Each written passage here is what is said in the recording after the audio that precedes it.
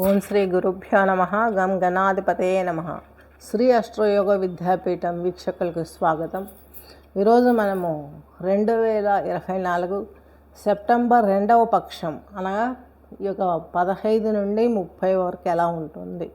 మనకు కన్యారాశి వారికి ఎలాంటి అనారోగ్య సమస్యలు వస్తుంది. టెంపరరీ. ఇప్పుడు చూడండి, టెంపరరీ అంటే 6th హౌస్, దీర్ఘకాలిక అనారోగ్య సమస్యలు అంటే 8th హౌస్, 12th హౌస్ వచ్చేసి బెడ్ పైన ఉన్న వాళ్ళు ఎప్పుడు ఇంకా ఎక్స్పైర్ అవుతారు, అసలు కోలుకుంటారా లేదా, ఇలాంటి సిచ్యువేషన్స్ ప్రతి ఒక్కరి జాతకంలోనూ ఈ 3 సిచ్యువేషన్స్ వస్తూ పోతూ ఉంటాయి. మనం ఇప్పుడు టెంపరరీ 6వ ఇంటి గురించి ప్రతి రాశి వారికి చెప్పుకుంటున్నాం. ఇక్కడ మీకు 6వ ఇంటి అధిపతి శని అయ్యాడు. ఇది 5th house planet, 6th house planet. సంతానానికి సంబంధించినటువంటి ప్రాబ్లమ్స్ అన్నీ కూడా క్లియర్ చేయడానికి మీరు అనుకున్న విధంగా ఓవర్ స్ట్రెస్ తోటి కంప్లీట్ చేసే అవకాశాలు ఉన్నాయి. అలాగే అబ్డామన్ ప్రాబ్లమ్స్ మీకు ఈ పీరియడ్లో ఎక్కువ రైజ్ అయ్యే అవకాశాలు ఉన్నాయి. గ్యాస్ పట్టేయటము, అలాగే మోషన్ ప్రాబ్లమ్స్, IBS ఇలాంటివి కొన్ని ఇబ్బందులు అనేటివి మీరు ఫేస్ చేసే అవకాశాలు ఉన్నాయి. వీటి నుంచి మీరు ప్రికాషన్స్ తీసుకుంటారు కూడాను. తీసుకొని కొంచెం బయటపడే స్కోప్ అయితే చాలా స్పష్టంగా గోచరిస్తుంది. ఇది మీ వృత్తిపైన ఎలాంటి ప్రభావాన్ని చూపిస్తుంది. మీ వృత్తిపైన అంటే మీ ఉద్యోగంలో మీరు ఏం చేస్తే ఇంకా సక్సెస్ అవుతారు. అసలు మీ ఉద్యోగ స్థానం ఇక్కడ మీకు మిథున రాశి అవుతుంది. ఈ యొక్క కన్యా రాశి వారికి మిథున రాశిపతి అయినటువంటి బుధుడు, మీ రాశిపతి అయినటువంటి బుధుడు సింహంలో ఉంటాడు.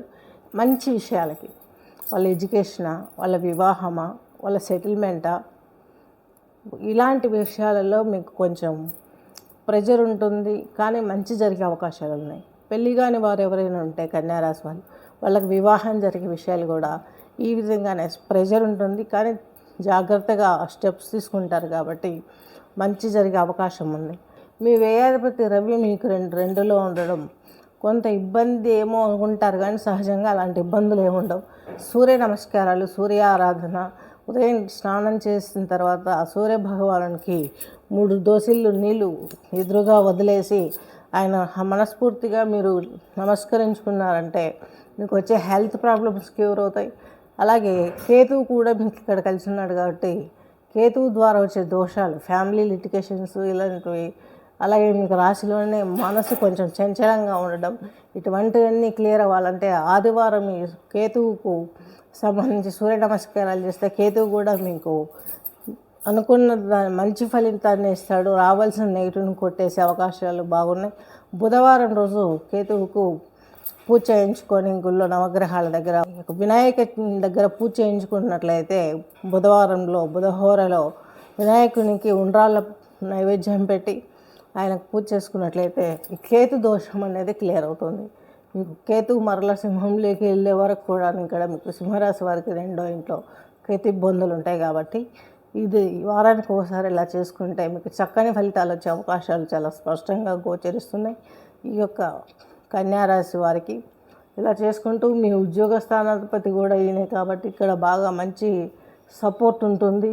ఈ యొక్క 23న కన్యలోకి వచ్చినప్పుడు ఇంకా మంచి ఫలితాలను ఇస్తారు. రాశిధిపతి ఇక్కడ ఉచ్చలో ఉంటాడు. బుధాదిత్య యోగం, మంచి ప్లస్ ఎక్కువ జరిగే అవకాశం కన్యారాశి వారికి గోచరిస్తుంది. ఈయన మీకు 3వ ఇంటి అధిపతి, అష్టమాధిపతి దశమంలో ఉన్నాడు. కష్టే ఫలి, ప్రయాణాలలో జాగ్రత్త వహించాలి. నిద్రలేమి, టెన్షన్స్ ఇవన్నీ క్రియేట్ చేస్తాడు. కాబట్టి మీరు రాహుకాలం బుధవారం రోజు తీసుకున్నట్లయితే మీకు 12 గంటల నుంచి 1:30 వరకు ఉంటుంది. ఈ సమయంలో మీరు చక్కగాను మీకు రాశి 7వ ఇంట్లో రాహు ఉన్నాడు కాబట్టి దేవి ఖడ్గమాల స్తోత్రాన్ని వినండి. ఆ దోషం కూడా క్లియర్ అవుతుంది. ఎందుకంటే మీకు ఆవేశపూరితమైనటువంటి మనుషులు కానీ, లేదా మీ వర్షనే మీ ప్రెజర్స్తో తట్టుకోలేక మీరు ఆవేశానికి లోనై వేరే వాళ్ళతో ఘర్షణ దిగి అక్కడ ప్రాబ్లమ్స్ జనరేట్ అయ్యే అవకాశాలు ఉంటాయి. కాబట్టి ఈ రెమెడీ చేసుకున్నట్లయితే మీకు చక్కని అవకాశాలు మీ జీవితంలో ఎదురొస్తాయి. అవన్నీ మీరు స్వీకరించి ఆనందంగా జీవించగలరు. స్వస్తి.